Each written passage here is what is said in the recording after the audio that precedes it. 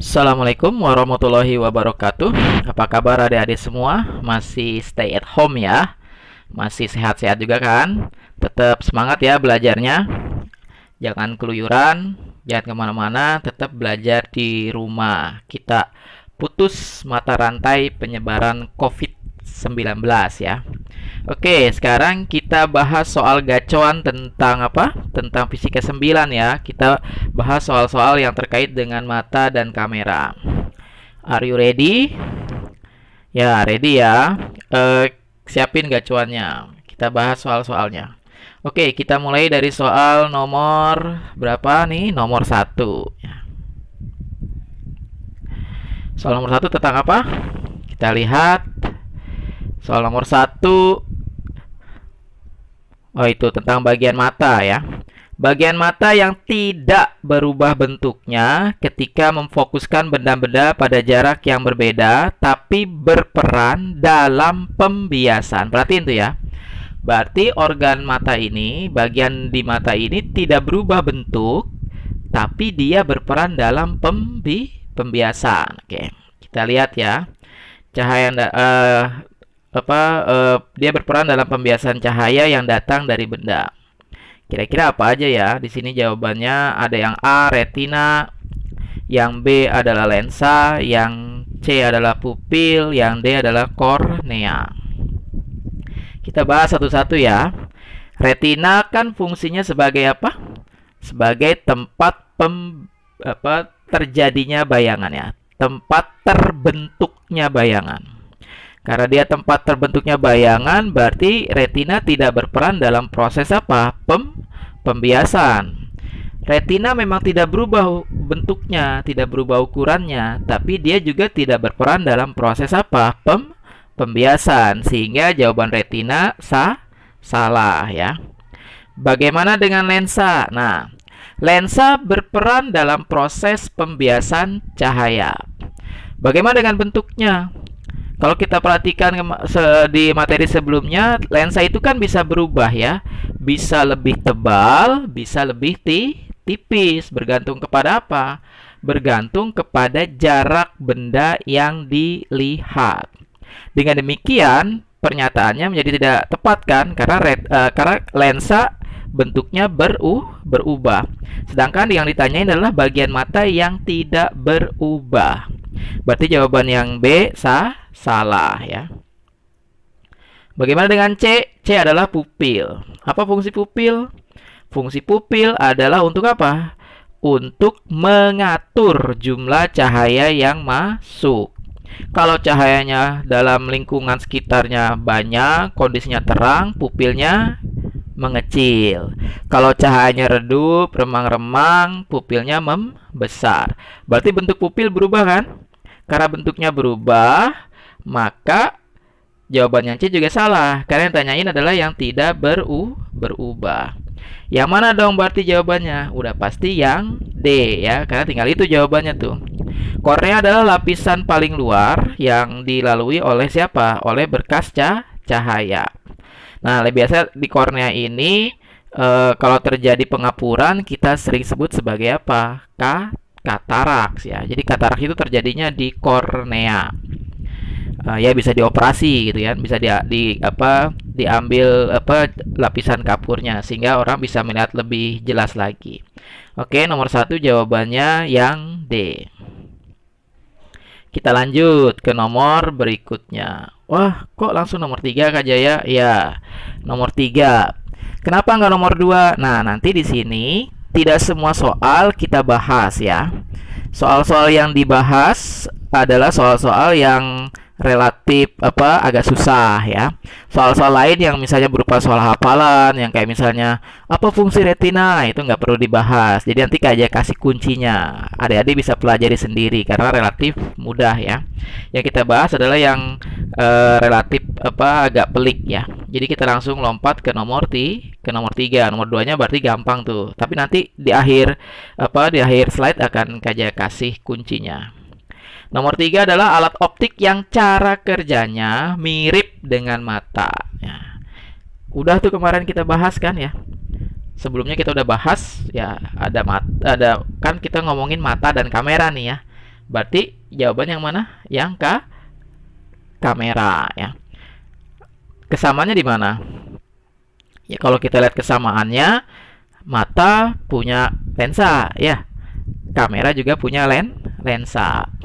Kalau di mata bagian yang mengatur cahaya namanya pupil, kalau di kamera bagian yang mengatur cahaya namanya siapa? Diafragma atau rana ya, bukaan. Kalau di mata tempat terbentuknya bayangan kita sebut retina, maka di kamera tempat terbentuknya bayangan kita sebut sebagai apa? Plat film ya, atau klise ya. Jadi jawabannya yang mana? Yang B. Apa tuh periskop? Nah, periskop adalah teropong yang digunakan di mana? Di kapal selam ya, yang suka dikeluarin ke atas gitu, ke atas permukaan air. Nah, itu yang kita sebut sebagai periskop. Teropong sendiri ada dua jenisnya secara umum, ada teropong bumi dan ada teropong bintang ya. Atau teleskop kita ya, sering sebut sehari-hari teleskop. Kalau teropong bumi mungkin adik-adik bisa lihat di filmnya Pirates of Caribbean ya, yang suka dibawa-bawa oleh siapa? Oleh Captain Jack Sparrow. Kalau teropong bintang adik-adik bisa lihat di Bosa misalnya. Itu juga salah satu teropong bintang yang relatif besar di Indonesia. Bagaimana dengan mikroskop? Nah, ini adik-adik udah sering pakai di sekolah ya. Mikroskop adalah alat yang kita gunakan untuk mengamati benda-benda yang ukurannya kecil atau mikroorganisme. Perhatiin ya, kalau dalam fisika, alat yang hairannya skop itu adalah alat yang kita gunakan untuk mengamati ya. Teleskop mengamati benda yang jauh gitu kan. Mikroskop mengamati benda yang kecil ya. Apalagi elektroskop dulu ya. Elektroskop adalah alat untuk mengamati muatan listrik ya. Oke, jawabannya adalah yang B ya. Kita lanjut ke nomor berikutnya. Nomor berapa nih? Nomor 4 harusnya ya. Kita lihat ya, nomor 4. Perhatikan tuh ya. Aberasi mata yang terjadi karena otot penggerak lensa mata mengalami kelelahan. Nah, ini. Kita perhatikan, kalau mengalami kelelahan berarti otot siliarisnya sudah tidak optimal dalam apa? Dalam kontraksi dan relaksasi. Ini biasanya terjadi karena apa? Karena faktor usia ya, faktor U. Nah, dari ciri yang kayak disebutkan, kita bisa simpulkan tuh. Kira-kira jawabannya apa? Jawabannya adalah presbiop atau apa? Rabun tua ya, rabun tua. Atau ya mata tua gitu ya. Kalau hipermetrop kan rabun dekat ya. Dibantu dengan kacamata berlensa positif. Kalau miop, rabun jauh, dibantu dengan kacamata berlensa negatif. Bagaimana dengan presbiop? Nah, presbiop ini gabungan. Jadi orang yang presbiop itu rabun dekat juga, rabun jauh juga gitu ya. Yaitu kejadian ini atau aberasi mata ini dialami oleh orang-orang yang sudah lanjut usia ya. Kakek kita, nenek kita itu biasanya pakai kacamata yang presbiop. Kacamatanya disebut yang lensanya bifokal ya. Jadi dua fokus. Kenapa? Karena ada fokus yang negatif, ada yang fokus positif. Kalau orang-orang kebanyakan biasa nyebutnya kacamatanya ada yang dipakai buat jalan, yang dipakai buat baca ya. Ada yang buat memandang jauh, ada yang buat memandang dekat ya, baca. Jadi jawabannya yang mana? Yang presbiop ya. Ini Kak Jaya jawabannya juga B ya. Bagaimana dengan astigmatisme? Nah, astigmatisme itu adalah kalau kita sehari-hari nyebutnya silindris ya. Jadi biasanya bola matanya tidak terlalu bulat, ini terjadinya seperti itu. Jadi kalau orang yang silindris itu kita sebut sebagai orang yang astigmatisme. Biasanya orang yang silindris tidak selalu butuh kacamata ya. Karena untuk melihat jauh atau melihat dekat biasanya orang silindris ini normal nih. Kalau dia cuma silindris aja. Kalau dia tidak miop atau tidak hipermetrop. Jadi kalau orang yang silindris saja tidak selalu butuh kacamata karena dia bisa lihat jauh, bisa lihat dekat dengan baik ya. kesulitannya biasanya mengamati pola-pola yang berbentuk apa? Garis vertikal atau garis horizontal. Ya, kita lanjut ya ke nomor berikutnya. Oke, nomor berikutnya nomor berapa nih? Nomor 9. Tentang apa? Nomor 9? Oh, tentang lensa mata. Lensa mata memiliki bentuk paling tebal. Bentuknya paling tebal. Kalau bentuk paling tebal berarti fokusnya paling pendek. Perhatiin tuh ya. Bentuknya paling tebal, fokusnya paling pendek, berarti otot siliaris berkontraksi sekuat-kuatnya. Karena otot siliaris berkontraksi sekuat-kuatnya, berarti mata dalam keadaan berakomodasi maksimum. Poinnya kayak gitu tuh, ya. Lensa matanya paling tebal, fokusnya paling pendek, otot siliaris kontraksi paling kuat, terus daya akomodasinya paling maksimum pada saat itu ya. Kita lihat nih. Tidak berakomodasi salah, berakomodasi maksimum. Nah, itu dia jawabannya ya. Melihat benda yang jauh salah, menerima cahaya yang kuat ya. Kalau tidak berakomodasi berarti dia melihat benda jauh. Kalau melihat benda jauh berarti lensa matanya tipis ya, tidak tebal. Jadi A dan C itu ada hubungannya. Menerima cahaya yang kuat itu kaitannya dengan siapa? Kaitannya dengan pupil. Saat cahayanya kuat, pupil matanya akan apa? Menyempit. Jadi jawabannya yang B ya. Kajian tipe di sini jawabannya harusnya yang B ya. Oke, kita lanjut ke nomor berapa? 13. The lucky number kalau buat KJ ya. Mata manusia memiliki daya akomodasi, yakni kemampuan untuk apa? Daya akomodasi.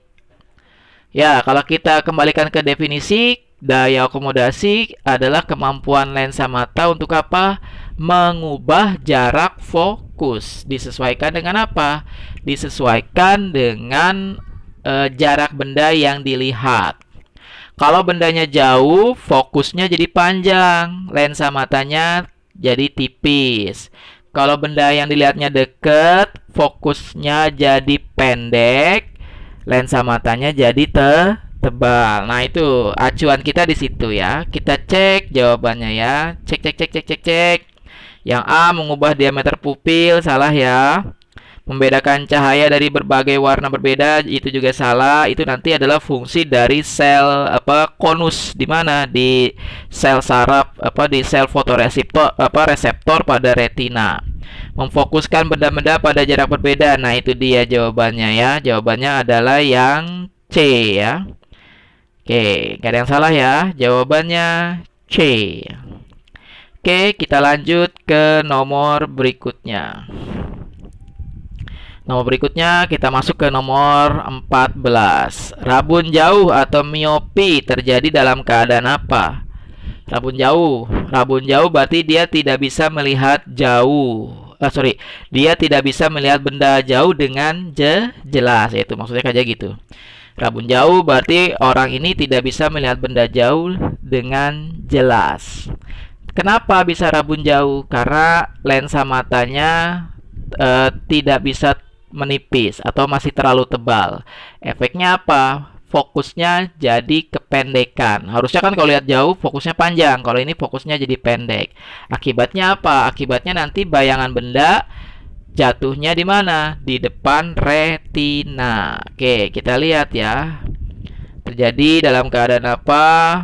Berakomodasi bla bla bla bla. Yang C tidak berakomodasi, yang D tidak berakomodasi ya. Jawabannya kira-kira yang mana ya? Jawabannya yang D. Kok nggak yang A aja ya? Oke, kita lihat. Yang A berakomodasi maksimum. Kalau kita lihat jauh, berarti mata kita tidak berakomodasi kan ya? Jadi sebenarnya dalam kondisi tersebut, lensa mata seharusnya kan tipis ya kan? Jadi gitu. Bagaimana dengan orang yang miopi? Sebenarnya sama juga. Orang miopi melihat benda jauh juga tidak berakomodasi.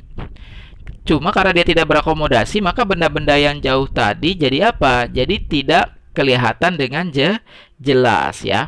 Itu sebabnya bayangannya karena tadi fokusnya terlalu pendek, maka bayangannya jatuh di depan retina ya. Jadi matanya tidak berakomodasi, bayangannya jatuh di depan retina. Nomor 14 jawabannya D, dodol ya. Kita lihat nomor berikutnya ke nomor 16 ya.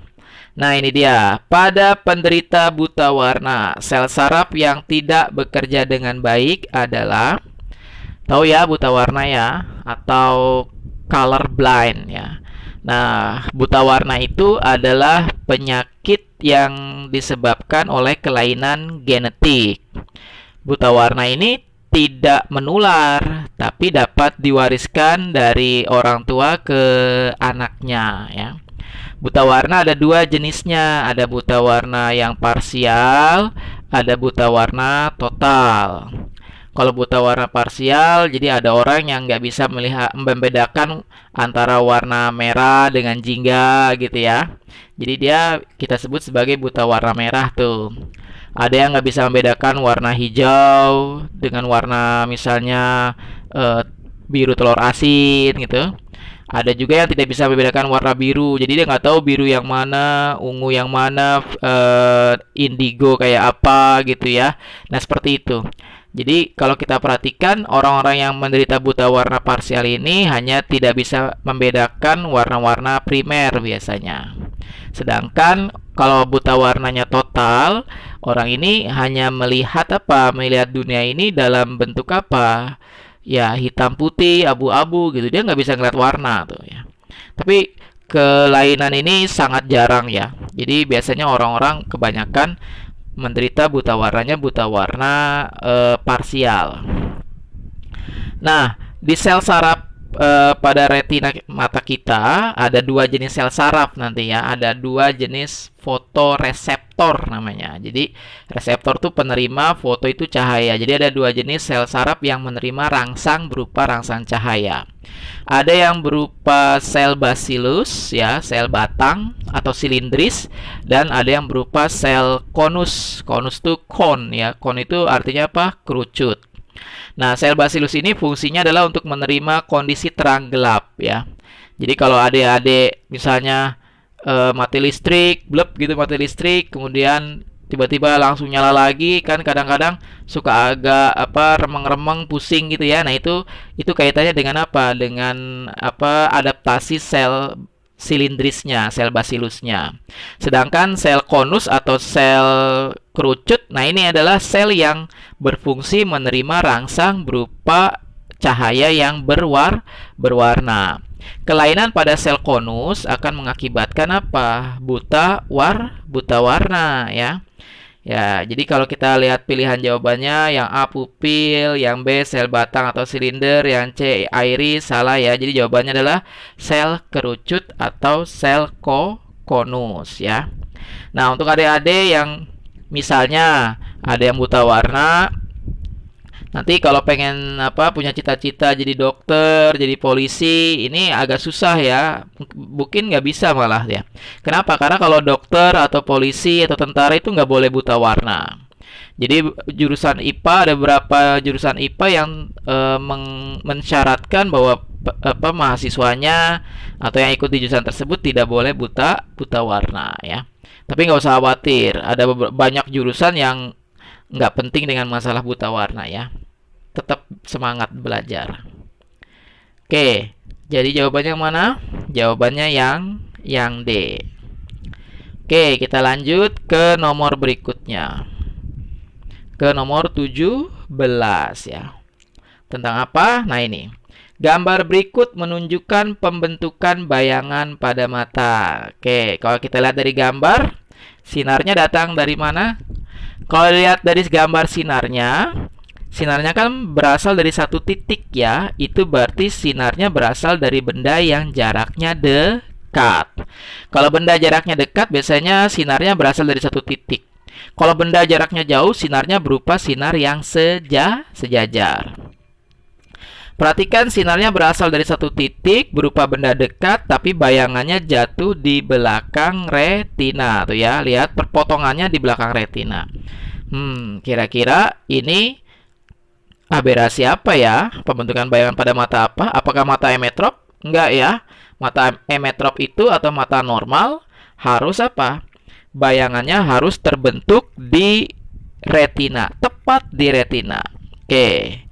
Jadi jawabannya A salah ya.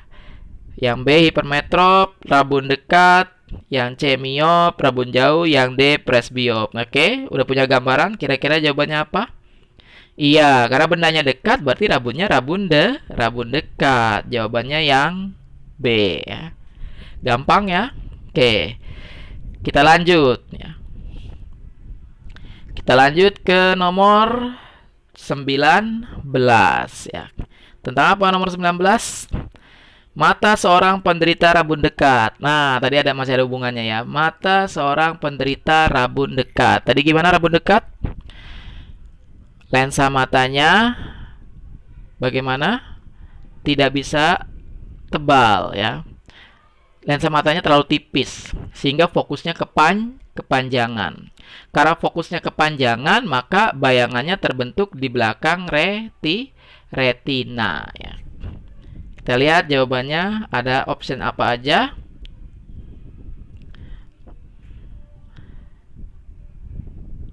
Dapat memfokuskan benda-benda dekat tetapi tidak untuk benda-benda jauh.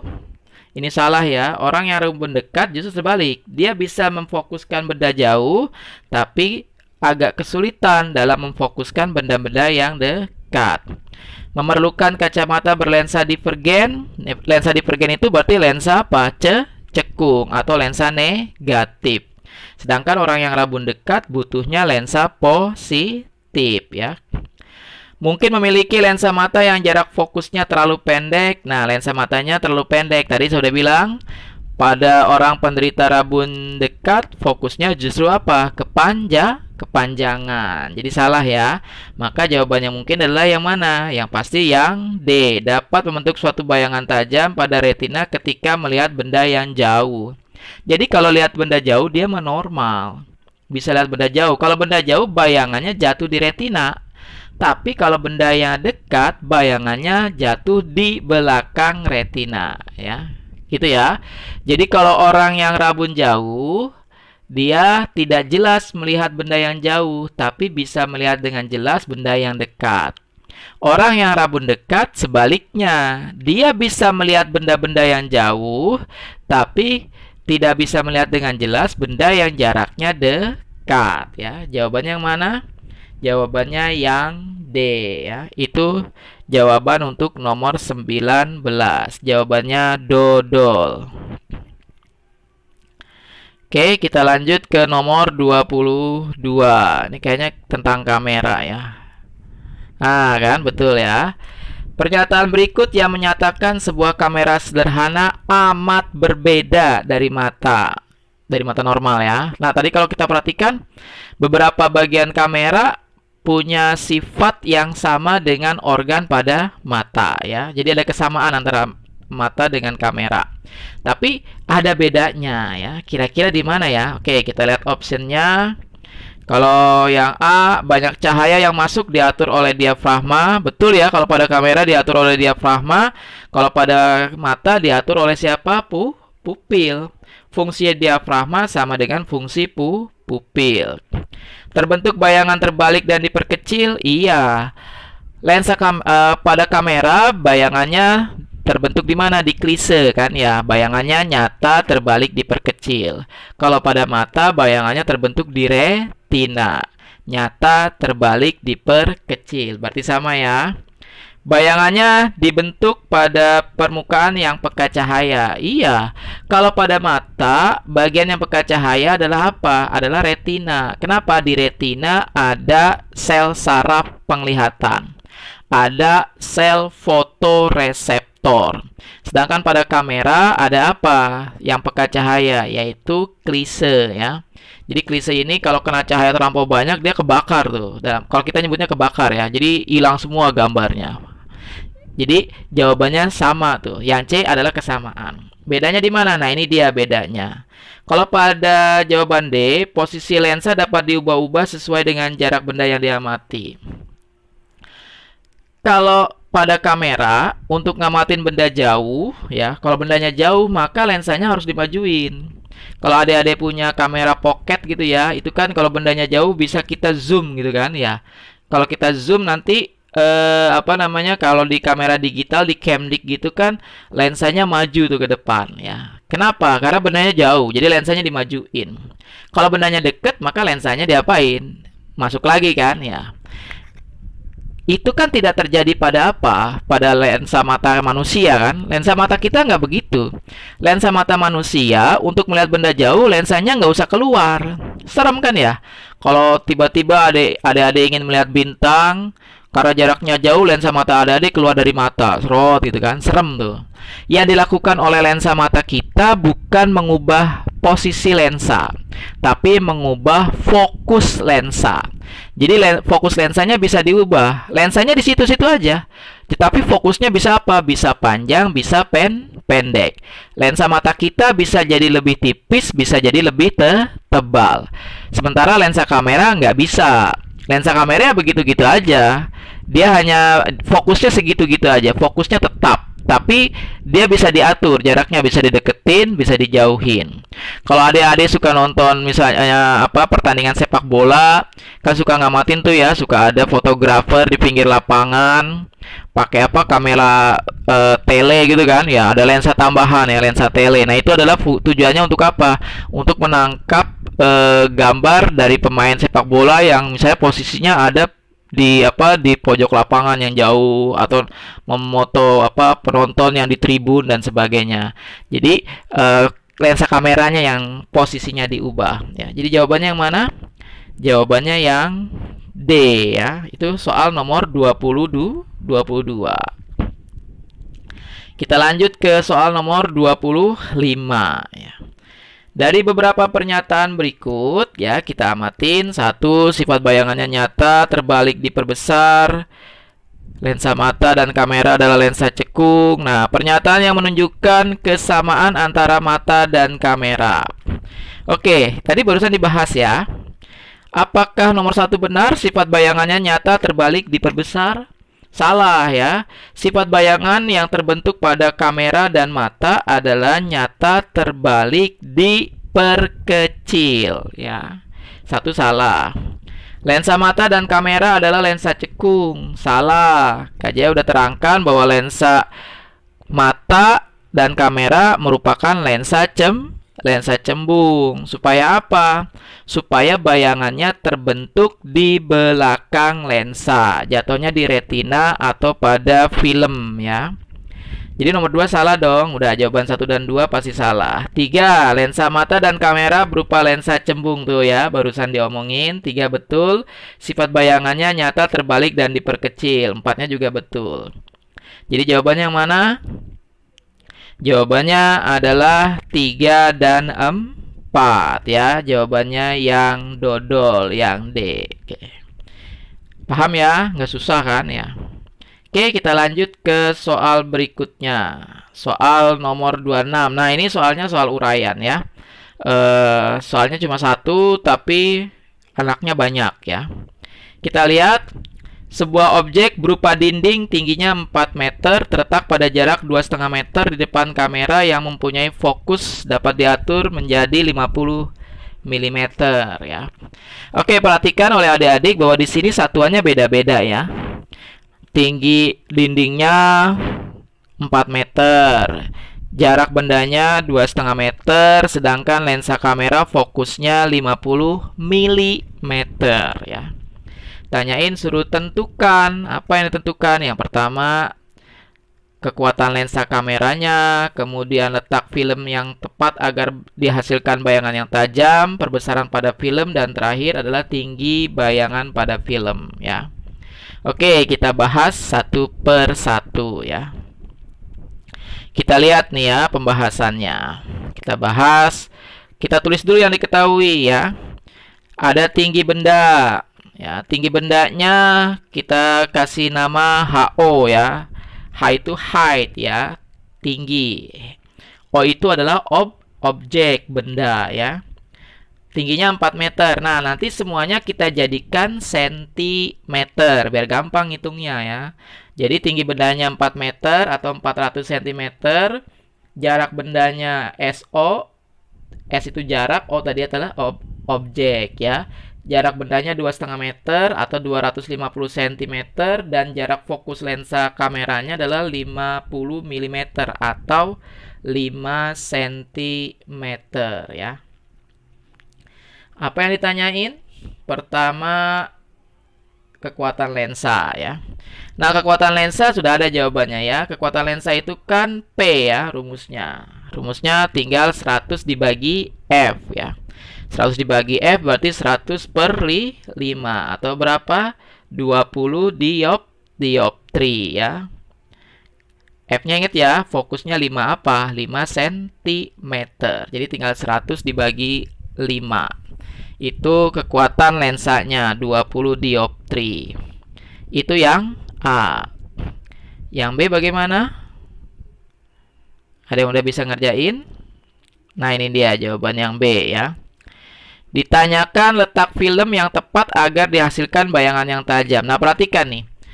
Letak film yang tepat agar dihasilkan bayangan tajam. Ingat ya, pada kamera bayangannya harus terletak di mana? Di klisenya kan, di filmnya. Itu berarti sebenarnya soal ini nanyain berapa sih jarak bayangan yang dihasilkan oleh apa? Oleh lensa tadi, oleh kamera. Rumusnya masih ingat ya? Jadi 1/SI sama dengan 1/F dikurang 1/SO. S itu jarak apa? Jarak bayangan. I itu image ya, bayangan. F adalah fokus, SO jarak benda adalah objek. 1/F-nya tadi 1/5. F-nya kan 5 ya, dikurang 1/250. Ingat loh bahwa jarak bendanya 250 cm. Jadi 1/5 dikurang 1/250. Adik-adik samakan dulu penyebutnya. Jadi 5 dengan 250 berarti penyebutnya sama-sama 250 ya. Yang di atas menjadi berapa? 50/250 dikurang 1/250. Kita akan dapatkan hasilnya 1/SI sama dengan berapa? 49/250. Tapi ingat, itu bukan jawabannya, karena itu baru 1/SI. SI-nya tinggal dibalik. Kalau 1/SI-nya 49/250, maka SI-nya jadi 250/49 cm. Ya udah, nggak usah dihitung sampai habis. Gitu aja dah. Kita buat jawabannya dalam bentuk pecahan ya. Oke, gitu ya. Jadi jawabannya jarak bayangannya adalah 250/49 cm. Nggak susah. Kita lanjut ya. Bayangannya nyata ya. Kenapa nyata? Karena SI-nya positif ya, nyata. Kalau nyata pasti terbalik ya. Kita lihat nanti apakah bayangannya diperbesar atau diperkecil. Next number tentang apa? Udah dijawab. Nomor berikutnya. Perbesaran ya, perbesaran pada film. Nah, perhatikan perbesarannya. Perbesaran itu bisa kita ambil dari apa? Jarak bayangan dibanding jarak benda. Pakai tanda mutlak ya. Kenapa pakai tanda mutlak? Karena perbesaran tidak boleh bernilai atau bertanda negatif ya. Jadi kita pakai tanda mutlak. Jadi M-nya sama dengan tanda mutlak SI/SO ya. M itu magnification, perbesaran. Tadi SI-nya udah dapet. SI-nya adalah 250/49. Dibagi siapa? Dibagi SO. SO-nya berapa? 250. Nah, 250-nya kan tinggal dicoret ya. Jadi nanti kita dapatkan perbesarannya adalah 1/49 kali. Tuh ya, perhatikan. Pasti nilainya kan 0, sekian-sekian gitu kan. Itu berarti bayangannya diperkecil ya. Terbukti ya bahwa pada kamera sifat bayangannya nyata, terbalik, diperkecil. Terakhir ditanyakan apa? Yang terakhir kita ditanyakan kalau nggak salah tinggi bayangan ya. Tinggi bayangan dinding pada filmnya. Nah, itu dia. Nah, untuk mencari tinggi bayangan HI ya, H-nya height, itu I-nya image. Jadi HI itu tinggal cari aja, tinggal tinggi tinggi dindingnya dikali apa? Perbesaran. Tinggi dindingnya adalah 400 cm dikali perbesarannya berapa? 1/4/9. Kita akan dapatkan bahwa nanti di dalam klise pada filmnya si tinggi dindingnya menjadi berapa? 8,16 cm. Jadi kecil ya. Tingginya 4 meter. Begitu di film tingginya tinggal 8,16 ya. Itu ciri bahwa bayangannya diperkecil ya. Ya, itu adalah pembahasan soal nomor 26 ya. Ini adalah soal satu-satunya yang berupa soal uraian. Paham ya? Nggak ada kesulitan kan? Kalau nanti ada kesulitan, adik-adik boleh tanya ke tutor yang ngajar di strategi siapa, boleh WhatsApp, boleh juga tanya ke Kak Jaya di WhatsApp juga nggak apa-apa, silakan. Oke, seperti janji Kak Jaya tadi, nanti di akhir slide Kak Jaya akan kasih kunci jawaban ya. Ini kunci jawabannya yang belum tadi kita bahas. Soal nomor 2 jawabannya A, soal nomor 5 jawabannya dodol, soal nomor 6 jawabannya C, soal nomor 7 jawabannya dodol, soal nomor 8 jawabannya C, nomor 10B, 11 dodol, 12 juga dodol ya. 18C, 21A, 23 dan 24 jawabannya C dan C ya. Gitu ya adik-adik ya. Ternyata fisika nggak sulit kan ya. Mata dan kamera kan sebenarnya adalah hal-hal yang kita temukan sehari-hari. Apalagi mata kita kan kita selalu gunakan untuk beragam keperluan. Untuk belajar video pembelajaran ini juga kan butuh apa? Butuh mata yang bekerja secara optimal. Jadi ingat ya, tetap selalu bersyukur dengan kondisi kesehatan kita, bersyukur karena kita masih masih diberi kemampuan untuk melihat dengan baik, tetap semangat belajar, tetap stay at home ya. Jangan kendor belajarnya. Kalau tidak perlu-perlu amat, jangan keluar rumah. Kalaupun harus keluar rumah, jangan lupa sesudah sampai rumah cuci tangan dengan sabun, air yang mengalir, dan sekaligus mandi ya. Sekalian mandi. Jadi ingat ya, kalau dari luar kamu harus keluar rumah, pulangnya cuci tangan dan mandi. Oke, begitu aja dari Kak Jaya. Semoga pembahasan soal-soalnya bermanfaat. Tetap berbahagia, jaga kesehatan, dan stay at home ya. Have a nice weekend. Assalamualaikum warahmatullahi wabarakatuh.